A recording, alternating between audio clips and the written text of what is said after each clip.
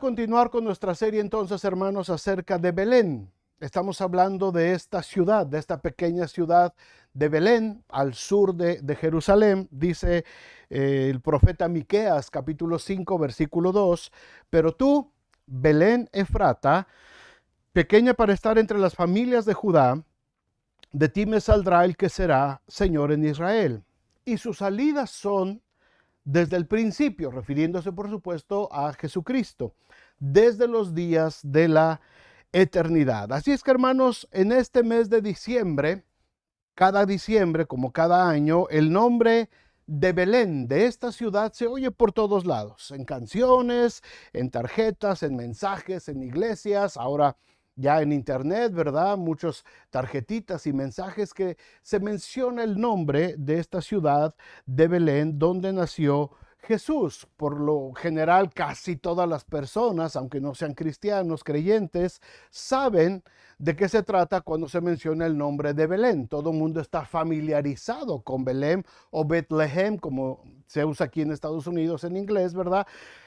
Casi todos estamos familiarizados con esa palabra y lo que significa y el significado particularmente que tiene en esta época de Navidad. Pero para nosotros como cristianos, como creyentes, como parte de la iglesia, al conocer un poco más de la historia bíblica, nos damos cuenta de que esta ciudad estuvo presente en diferentes eventos y varias historias que se fueron tejiendo a lo largo de los siglos en la historia bíblica, y convergen estas historias en esa pequeña ciudad llamada Belén de la región de Efrata, Belén Efrata, a unos 6 kilómetros, unas 4 millas al sur de la importante ciudad de Jerusalén.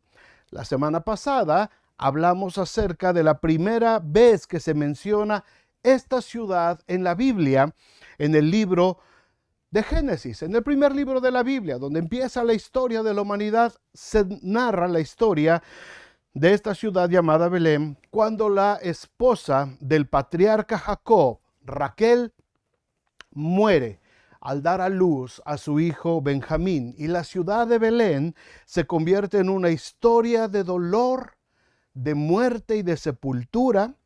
Pero la historia no iba a terminar ahí. Así como la historia de nuestras vidas, hermanos, cuando sucede algo y pensamos que ese es el fin, la historia sigue su curso y el plan de Dios se sigue desarrollando. Aunque nosotros en ese momento no lo veamos físicamente, Dios sigue tejiendo la historia, y algún día podremos ver el mapa completo, incluyendo nuestras vidas. Y quizás algunos sucesos dolorosos para nosotros ahora se puedan convertir en eventos, ¿verdad?, que fueron registrados como parte del plan, de la voluntad de Dios. Y también los eventos que nos han llenado de alegría a lo largo de nuestras vidas. Ahora nosotros podemos abrir nuestras Biblias, ¿verdad? Y podemos mirar desde Génesis hasta Apocalipsis, y podemos ir por toda la historia y decir fácilmente, bueno, pero después de que Benjamín, junto con sus hermanos, formaron las 12 tribus de Israel y se convirtieron en una nación fuerte, poderosa, y Dios los usó y fue una gran bendición, y a través de ellos, muchos años después, llegó el Mesías para traernos y darnos libertad. Pero Jacob, hermanos, en ese momento, en ese preciso momento, lo único que podía ver era su dolor.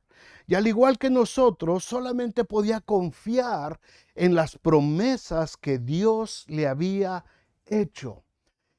En esos momentos difíciles, en esos momentos de dolor, y ahorita en este tiempo que estamos viviendo, muchas de nuestras familias han vivido este momento de dolor, de incertidumbre, de no saber qué es lo que va a suceder.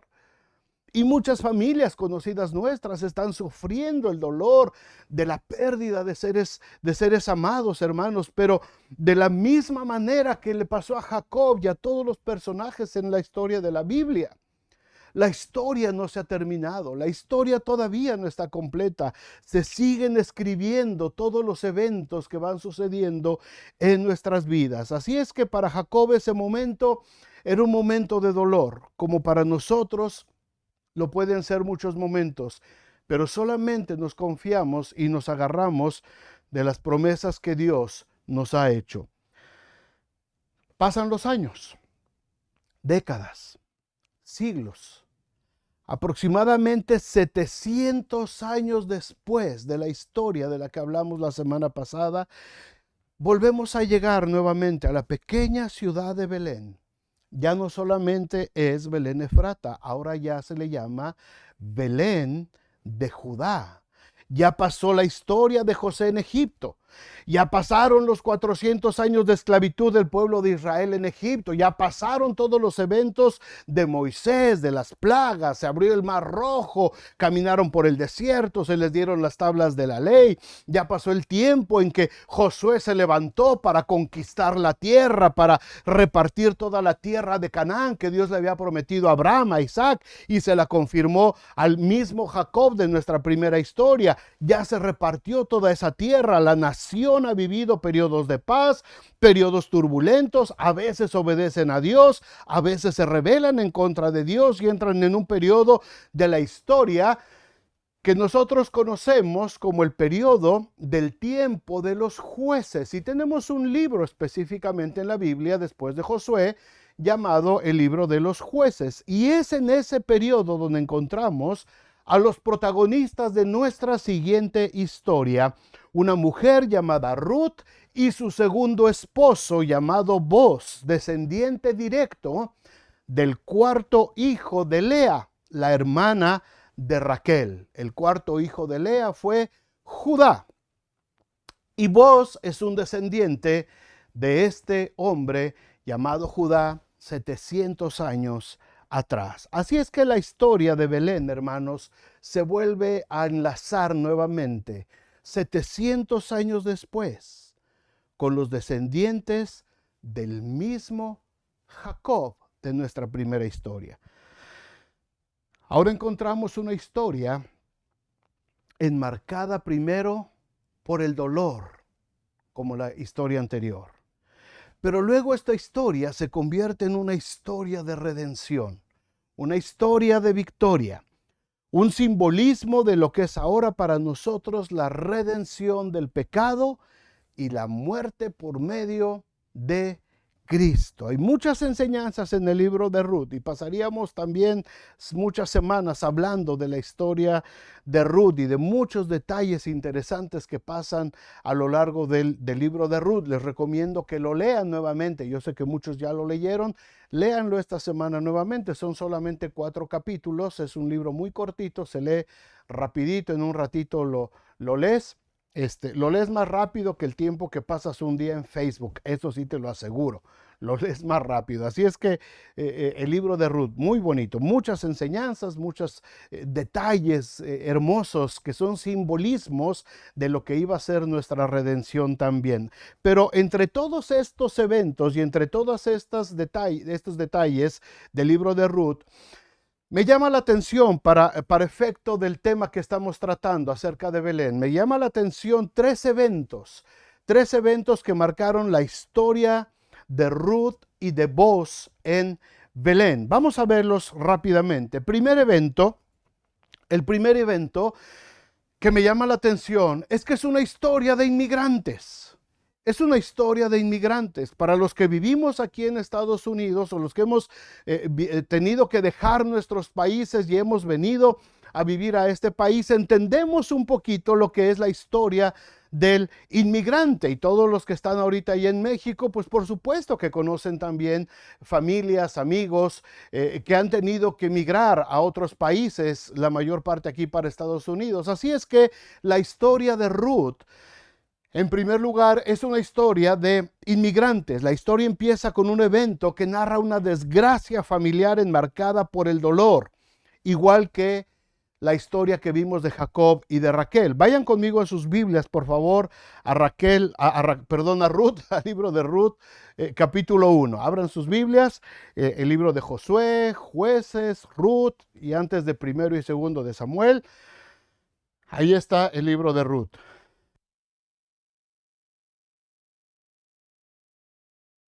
Ruth capítulo 1, versículo 1, dice: Aconteció en los días que gobernaban los jueces que hubo hambre en la tierra. Y un varón de Belén de Judá fue a morar en los campos de Moab, él y su mujer y 2 hijos suyos. El nombre de aquel varón era Elimelec y el de su mujer Noemí. Y los nombres de sus hijos eran Malón y Kelión, efrateos, ¿de dónde? De Belén de Judá. Llegaron pues a los campos de Moab y se quedaron ahí. Una historia de inmigrantes. Ya vivían ellos en la tierra prometida, pero en la tierra prometida, la tierra que fluye leche y miel, la tierra que Dios juró a sus padres, había hambre, había escasez. No era la primera vez que sucedía esto. Muchas veces a lo largo de la historia de los jueces, Dios tuvo que castigar la tierra a causa de la rebeldía de la nación. Así es que esta historia, hermanos, entra en un periodo de tiempo donde Dios tiene que enviar juicio a la tierra y esta familia se ve afectada al faltar el alimento. Así es que Elimelec, este hombre nativo de Judá, Elimelec, tiene que dejar su tierra y tiene que tomar la difícil decisión de emigrar a buscar un futuro mejor para su esposa Noemí y para sus hijos. Y como decimos nosotros, ¿verdad? Y agarró norte y se fue para un lugar llamado Moab, rodeando el Mar Muerto. Ahí tenemos el mapita que les puse. Si se dan cuenta, del lado izquierdo está Belén y esa línea roja es el camino que tuvo que tomar Elimelec con su esposa Noemí y con sus 2 hijos.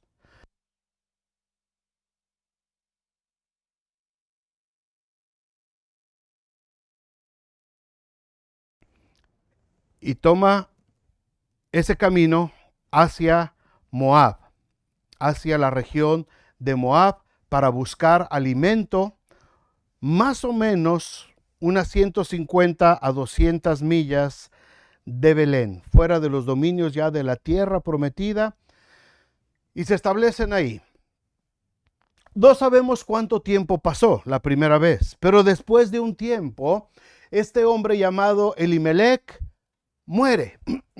Muere y sus hijos, Malón y Kelión, se casan con mujeres originarias de esa región llamada Moab. Versículo 3 del primer capítulo de Ruth dice: y murió Elimelec, marido de Noemí, y quedó ella con sus 2 hijos, los cuales tomaron para sí mujeres moabitas. El nombre de una era Orfa, que fue la esposa de Kelión, y el nombre de la otra Ruth, que se casó con Malón, y habitaron ahí unos 10 años. 10 años de vida feliz, probablemente. Noemí, aunque enviudó, pero ahora está con sus 2 hijos y ahora tiene 2 nueras. No menciona la Biblia que haya habido hijos en esos matrimonios durante esos 10 años, pero ya están instalados en la región de Moab. Ya están establecidos ahí y han empezado sus vidas ahí. Pero a los 10 años, de pronto, sobreviene nuevamente la desgracia sobre la familia de Noemí. Versículo 5 dice: y murieron también los 2 hijos de Noemí, Malón y Kelión, quedando así la mujer desamparada de sus 2 hijos y de su marido. Ahora, tenemos que entender el contexto social y cultural de ese tiempo. Una mujer en ese tiempo y en esa cultura, sin el respaldo de su esposo, quedaba totalmente indefensa. Pero la provisión de Dios no se iba a apartar de ella. Así es que llegaron noticias de que Dios había vuelto a bendecir a su tierra natal, deciden regresar nuevamente a la ciudad de donde originalmente había salido Noemí, pero al empezar el camino les pide a sus nueras que se regresen a la casa de sus padres para rehacer su vida, ya que ella no tenía nada que ofrecerles. No tiene la protección del esposo, no tiene la protección de un varón, y de acuerdo a la ley, una mujer sola no tenía los mismos derechos que un hombre. Ahora, las hermanas que son profeministas y todo eso, no se enojen ni piensen mal. Dios había provisto la protección para las mujeres. Si a alguien le importan las mujeres es a Dios, y si alguien proveyó en la Biblia un ejemplo de provisión y de sustento fue Dios, ¿verdad? Pero las leyes que se habían establecido eran a causa de proteger precisamente a las mujeres por causa de todo lo que había alrededor y toda la maldad de los pueblos que les rodeaban. Dios tuvo que proteger a las mujeres de esa manera a través de la ley, dejando provisión, y tenía que haber un hombre que respaldara esa protección y esa provisión. Así es que Noemí ya no tiene quien la respalde, no tiene quien la proteja. Y se regresa, decide regresar a Belén porque escuchó que Dios nuevamente había bendecido aquella provincia y nuevamente había alimento, nuevamente había comida. Así es que Noemí dice, no sé qué es lo que va a pasar, el futuro es incierto, así es que me tengo que regresar. Las dos nueras, tanto Orfa como Ruth, amaban a Noemí. Se había desarrollado a lo largo de 10 años una relación de familia muy hermosa y habían podido convivir, y ellas se habían podido ganar el amor también de Noemí, y Noemí las amaba, pero querían irse con ella. Versículo 8 dice, y Noemí le dijo a sus dos nueras, andad, volveos cada una a la casa de su madre. Jehová haga con vosotras misericordia como la habéis hecho con los muertos, con sus hijos y conmigo. Lloraron con Noemí, las dos, Orfa y Ruth, lloraron. Y entonces Orfa entró en razón.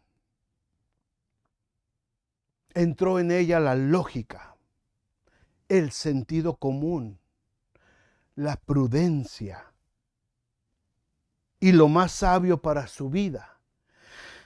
Y entendió que su futuro era volver a la casa de sus padres y tratar de volver a hacer su vida bajo la seguridad de su familia. No se oye mal. Y de hecho no fue malo. No fue una mala decisión.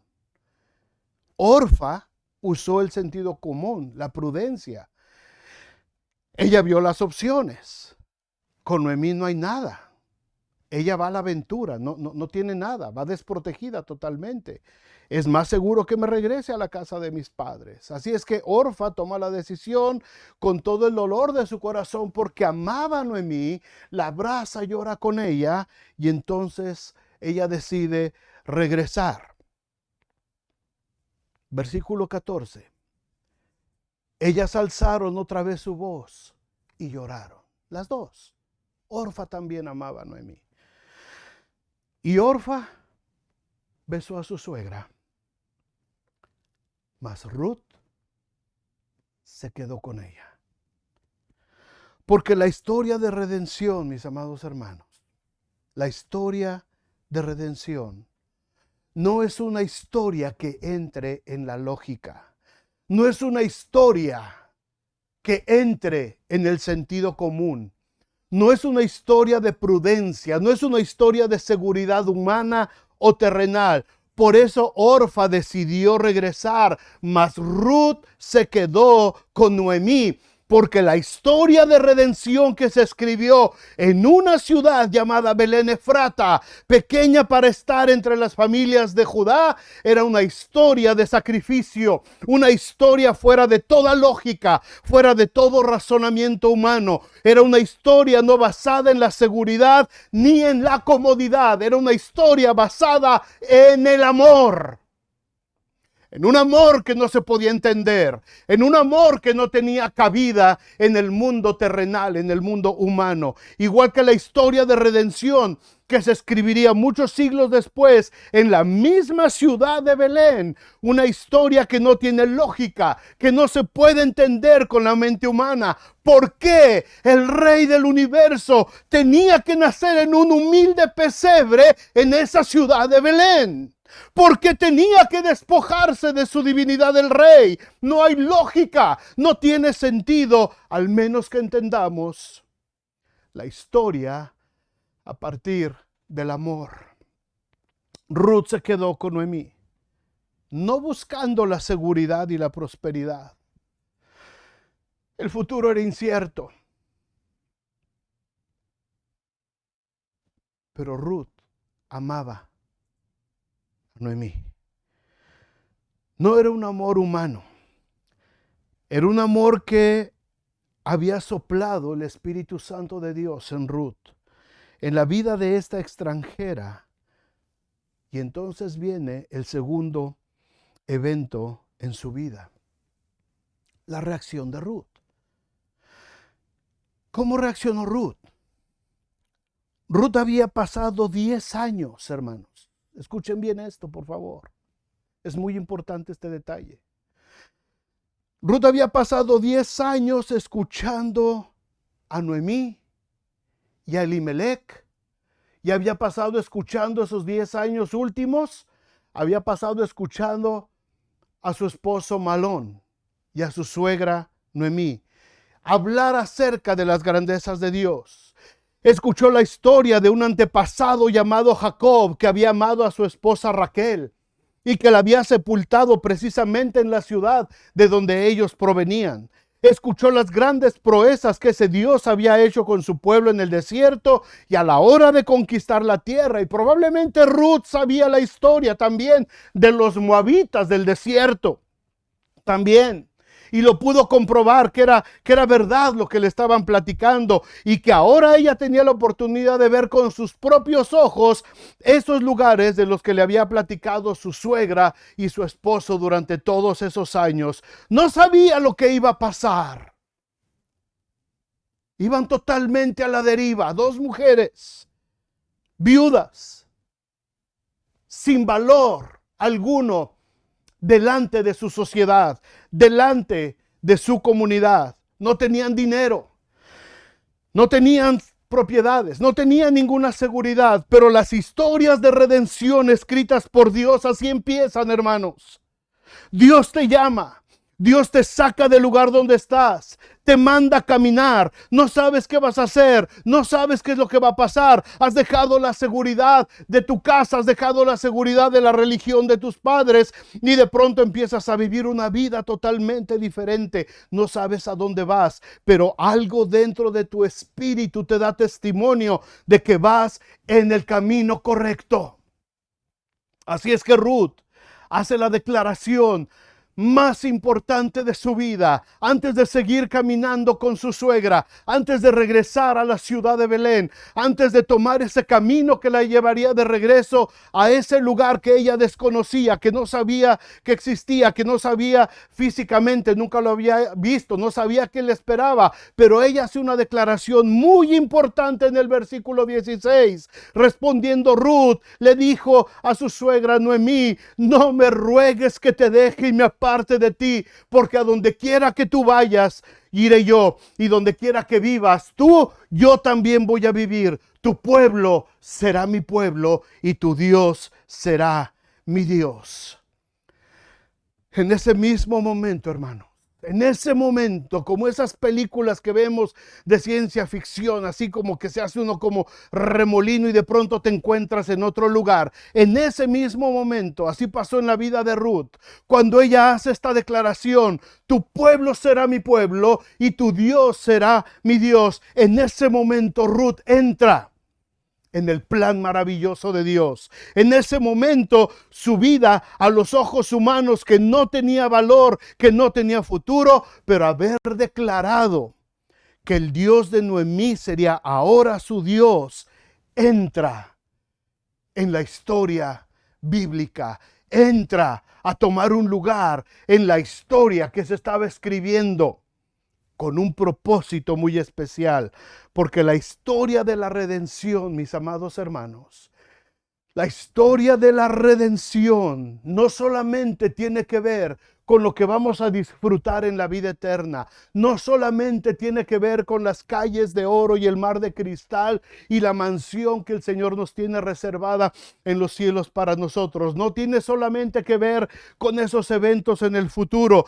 Dios nos saca de una vida infructuosa, que no da fruto, que no sirve para nada. Una vida centrada en nosotros mismos, una vida donde solamente existíamos para satisfacer nuestros deseos, para sentirnos cómodos y seguros, y nos lleva a una vida de propósito basado en su palabra. Nos mete directamente a ser parte de la historia que se sigue escribiendo acerca de la iglesia, de los redimidos, de los que han alcanzado este momento de redención. Nos lleva a esa vida dentro de un pueblo llamado iglesia, donde nos convertimos en parte de un organismo vivo que, unido entre sí, va creciendo y desarrollándose día a día hasta que Cristo venga nuevamente por nosotros. Bendito sea el nombre del Señor.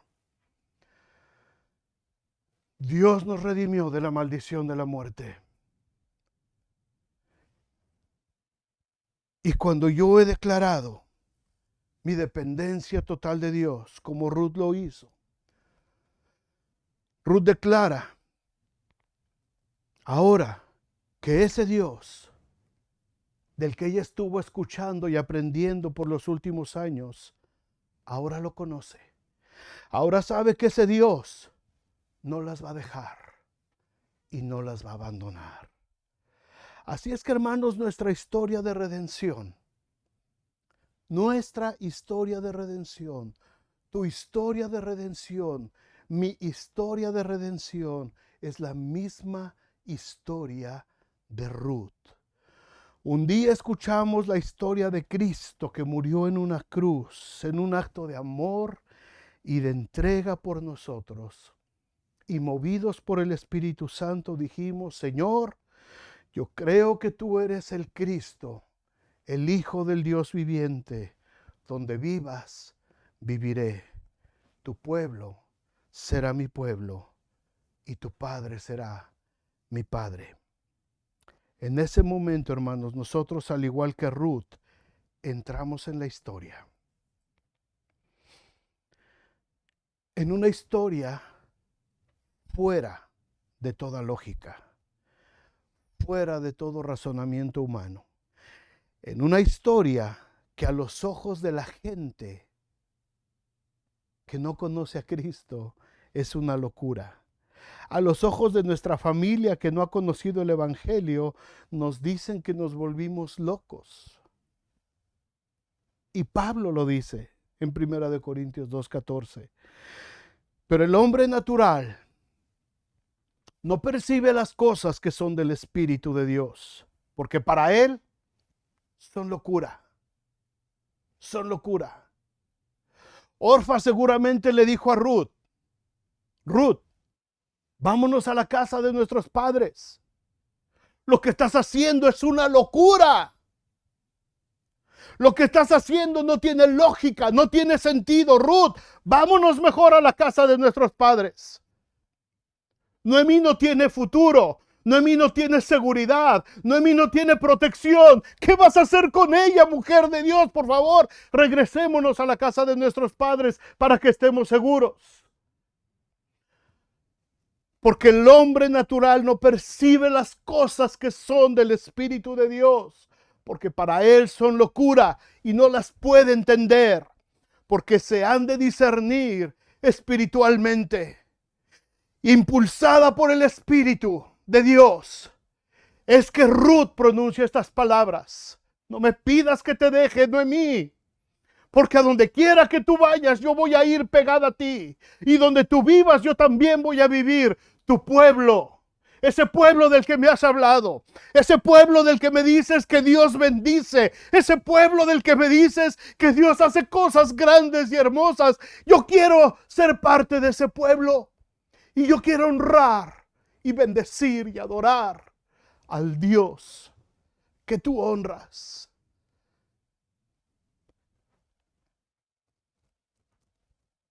Ruth, estás loca.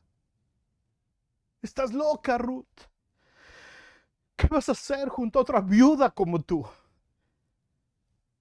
sé. No sé qué voy a hacer. No sé qué va a pasar con nuestras vidas.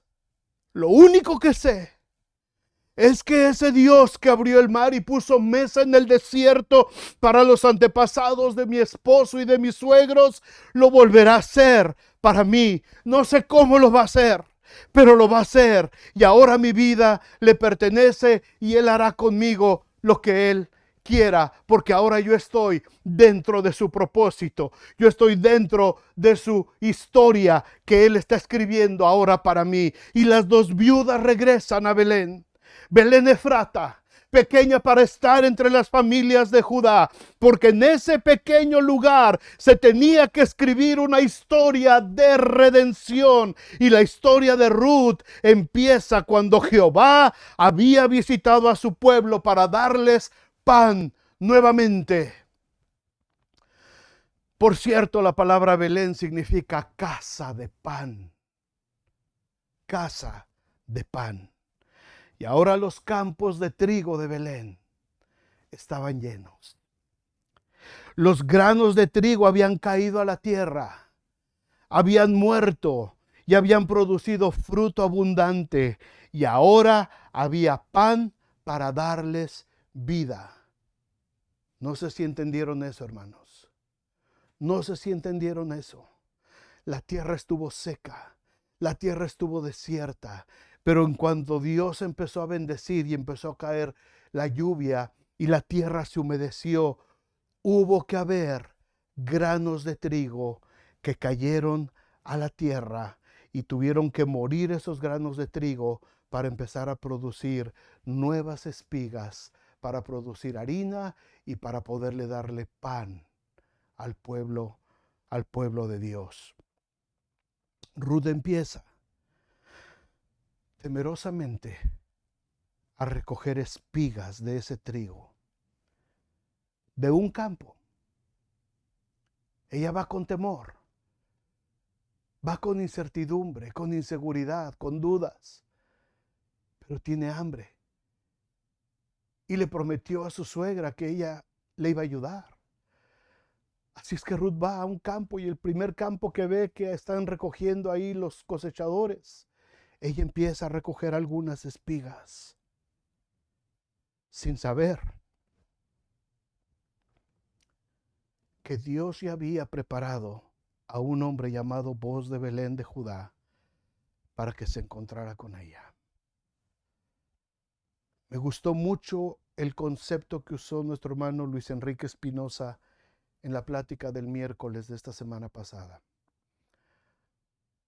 Luis dijo: cuando tú piensas que vas a ir a evangelizar y tú piensas que vas a ir a hablar con una familia y que tú les vas a llevar el evangelio, Dios ya se te adelantó. Y Dios ya empezó a trabajar con esa familia. Y cuando tú llegas es porque Dios ya había preparado el lugar y porque Dios ya había preparado a la gente para que tú llegaras. Y Dios ya había preparado su corazón para recibir la palabra de Dios. Y la verdad, yo no había pensado muchas veces en eso, pero es la verdad. Es la verdad. Cuando nosotros decimos, es que yo voy a ir a evangelizar, yo voy a ir a hacer esto, yo voy a ir a predicar acá, yo voy a ir a ver qué va a pasar, y pensamos que, uy, cómo me usó Dios, y Dios fue grande, y Dios me permitió. No, no, no, no, no, no, no.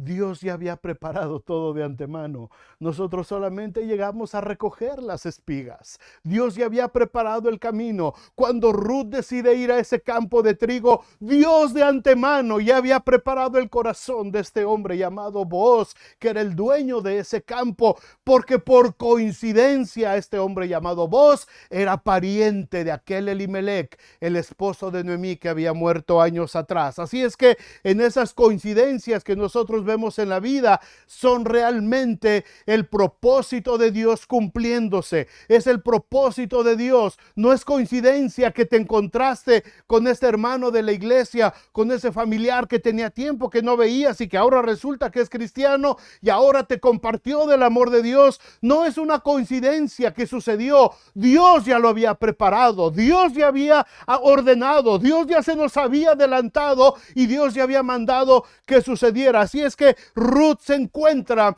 con este hombre llamado Boaz de Belén de Judá para que se encontraran. Ruth capítulo 2 versículo 8. Entonces Boaz le dijo a Ruth: oye, hija mía,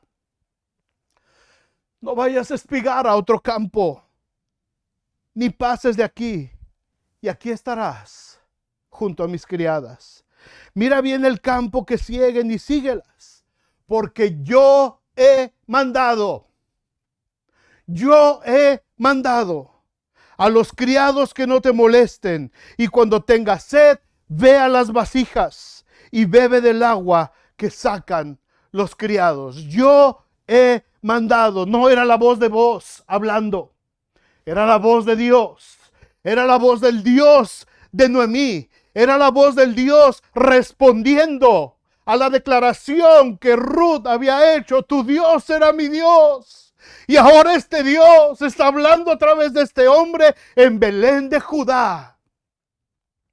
Y le está diciendo: yo he mandado que nadie te moleste. Yo he mandado que te den el trigo que necesitas. Yo he mandado que te den el agua que necesites cuando estés sedienta. Y ahora empieza otra historia de amor que terminaría en la redención de Ruth y un hogar seguro donde vivir con la protección y los derechos de una esposa.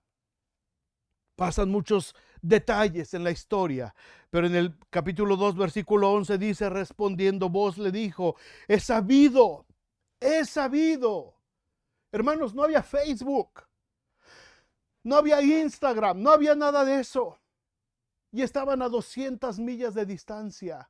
Pero las noticias corrían y se escuchaba lo que sucedía. Y cuando Dios tiene un plan para tu vida, lo que tú estás haciendo, que parece que nadie lo sabe, que parece que nadie se enteró, que llevaste un plato de comida, que llevaste una cajita de despensa, que llevaste un folleto a una persona que lo necesitaba, lo que parece que nadie se da cuenta y que nadie sabe, Dios ya lo había sabido, y eso se empezó a saber por todos lados. Dice Boaz: he sabido todo lo que has hecho con tu suegra después de la muerte de tu marido, y que dejando a tu padre y a tu madre y la tierra donde naciste, has venido a un pueblo que no conociste antes. Jehová recompense tu obra y tu remuneración sea cumplida de parte de Jehová, Dios de Israel, bajo cuyas alas has venido a refugiarte. ¿Te acuerdas cuando llegaste por primera vez a la iglesia? A cualquier iglesia donde hayas ido por primera vez. Te invitaron, te dijeron: vamos a una iglesia, te invito a mi iglesia. Y llegaste a una iglesia, quizás aquí en South Bend, en cualquier otra ciudad donde estés. Llegaste a la iglesia. ¿Cómo te sentiste? Era una iglesia que no conocías. Era gente que no conocías. Era un pueblo que no conocías. Pero aún así dijiste: quiero ir. Quiero conocer ese pueblo. Quiero conocer ese Dios del que me están hablando. Quiero conocer de ese Dios que dicen que todavía tiene poder para cambiar mi vida, que todavía tiene poder para restaurar mi matrimonio, mis hijos, que todavía tiene poder para liberarme de ese pasado y de esa condenación que me ha perseguido durante tantos años. Quiero conocer a ese Dios. Y llegaste a un pueblo que no conociste antes. Llegaste a un lugar, a una iglesia con gente que no conociste antes. Jehová recompense tu obra y tu remuneración sea cumplida de parte de Jehová, Dios de Israel, bajo cuyas alas has venido a refugiarte. Hermanos, no venimos a la iglesia a refugiarnos en las alas del pastor ni de ningún líder. venimos a refugiarnos bajo las alas del Dios Todopoderoso, del único que tiene el poder para anticiparse, del único que tiene poder para mandar que no se nos moleste, el único que tiene el poder para darnos de las vasijas de agua de vida que nuestras vidas necesitan, el único que tiene poder para dejar enfrente de nosotros a propósito manojos de trigo para que los recojamos y llevemos provisión a nuestros hogares. Piensas que eres muy bueno en el trabajo que tienes, piensas que eres muy bueno y que me gané mi trabajo, me gané un ascenso, me gané un aumento de sueldo, me dieron una nueva posición, pude expandir mi negocio, puedo hacer esto, es que le estoy echando muchas ganas, es que soy muy trabajador, es que sí. No, no, te refugiaste bajo las alas del Dios Todopoderoso. Y el Dios Todopoderoso ha estado ordenando todos los días que se pongan manojos de trigo enfrente de ti para que solamente tú los recojas. Hermanos míos amados, muchas veces como cristianos somos tan torpes y tan ciegos, pensando que todo lo que recibimos se debe al gran esfuerzo que hacemos, o porque somos muy buenos en lo que hacemos, o porque somos excelentes y somos muy inteligentes y muy astutos. Y no nos damos cuenta que delante de nosotros Dios ha mandado que se vayan poniendo manojos de trigo solamente para que los recojamos. El resto del capítulo 2 y los siguientes capítulos están llenos de detalles hermosos que sucedieron a Ruth, y que son símbolo de lo que nos ha sucedido a nosotros también al ser redimidos por Cristo, porque la redención no solamente es pagar el precio de nuestra salvación, sino sembrarnos en un hermoso pueblo llamado iglesia, donde suceden cosas extraordinarias, donde se está escribiendo la historia todavía, y donde el pan de vida no falta ni escasea, sino que nos alimenta de manera continua. Por último, el tercer evento en la vida de Boaz y de Ruth es su lugar en la historia. Después de esta hermosa historia de amor que sucede, muy bonita, léanla por favor, capítulos 2, 3 y 4. Hay un propósito especial en nuestras vidas. Dios no nos salvó solamente para quedarnos esperando a que Él regrese. Nos redimió para ser parte de la historia, para ser parte de ese propósito y para ser instrumentos en el desarrollo de su plan de salvación para la humanidad. Boaz paga el precio de redención de Ruth. Hay una serie de negociaciones ahí con otro pariente, pero al final Boaz paga el precio y se desposa con ella, se casa con ella. Y el día de la boda, hermanos, los pobladores de Belén le hacen una declaración esencial en el desarrollo de lo que será el resto de la historia bíblica y el desarrollo de nuestra propia historia de redención y de salvación.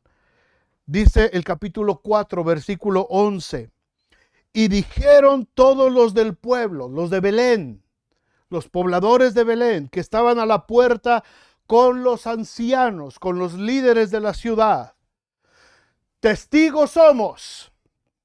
Jehová haga a la mujer que entra en tu casa, le dijeron a Boaz, Jehová la haga como Raquel y a Lea, las cuales edificaron la casa de Israel. Y tú, Boaz, serás ilustre en Efrata y seas de renombre en Belén.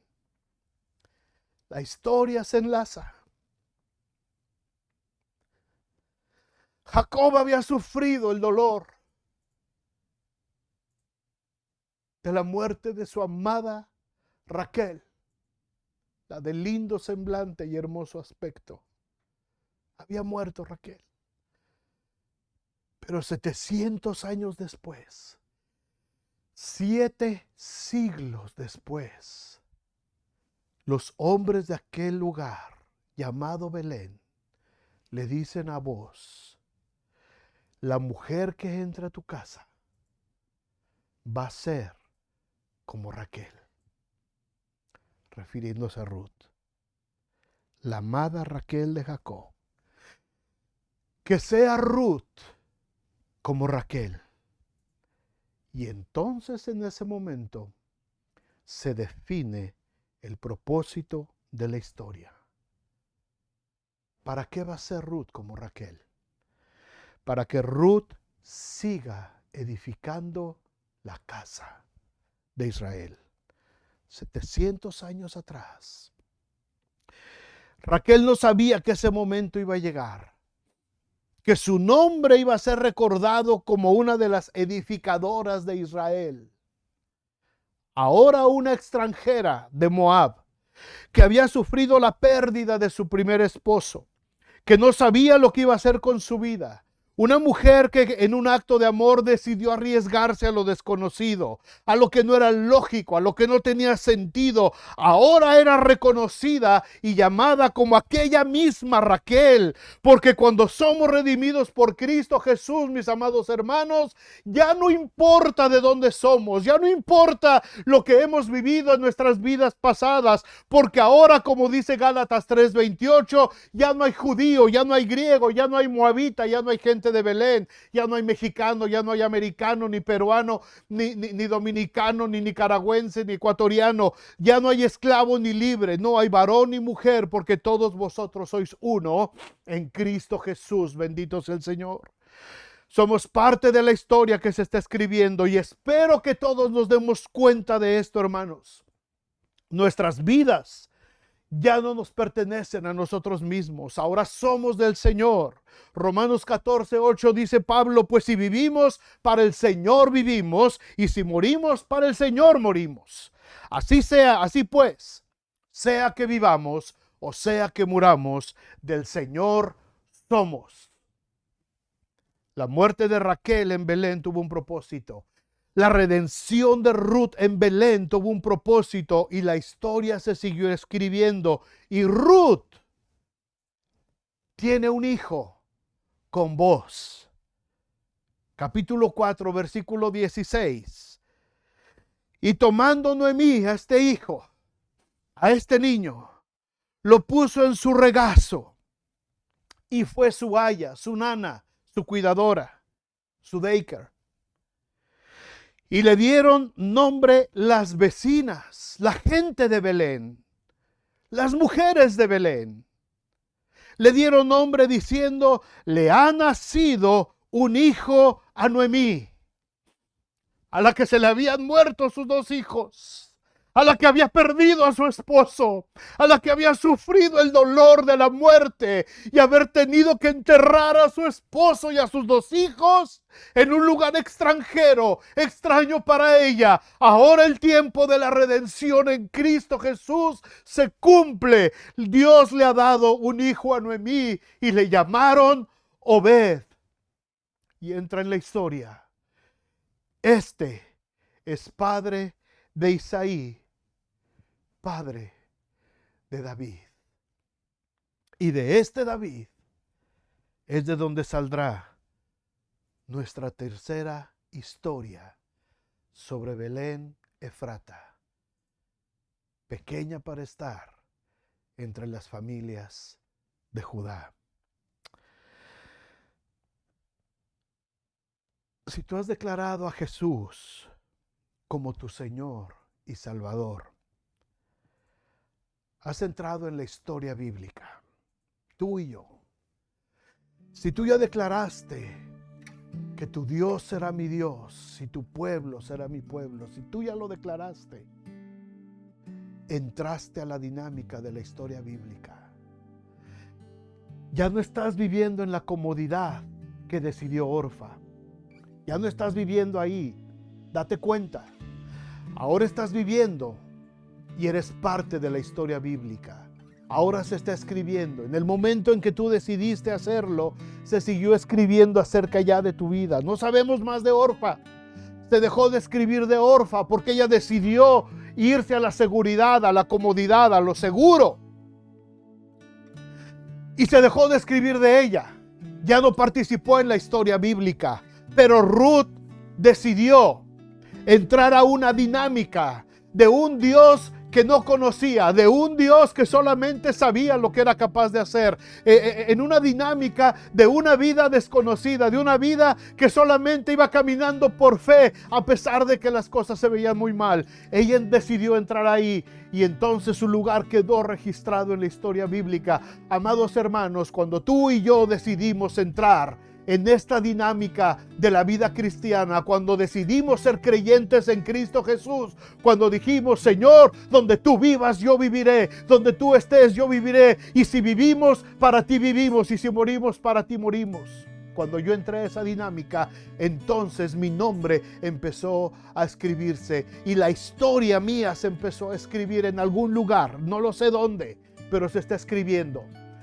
Porque si la historia de Ruth se escribió, yo sé que mi historia se está escribiendo y la tuya también se está escribiendo en algún lugar, allá en el cielo, no sé dónde, pero se está escribiendo. Y tú y yo ahora somos parte de la historia de este pueblo llamado iglesia. Ya no vives ahora para ti, ahora vives para Dios. Ya no vives para agradar solamente a tu esposo, a tu esposa, a tus hijos. Ahora vives para Dios. Y ahora tú y tu familia dependen de Él. Ahora eres parte de la historia de la redención. En los momentos de alegría, de paz, en los momentos de tribulación, de dolor. Ahora todo está dentro de ese plan maravilloso y de esa historia que día a día se va escribiendo sobre los hijos de Dios. Estás criando y formando a tus hijos. ¿Sabes para qué? ¿Con qué propósito? ¿Serán los futuros Obed? ¿Serán los futuros Isaí? ¿Serán los futuros David? No lo sabemos.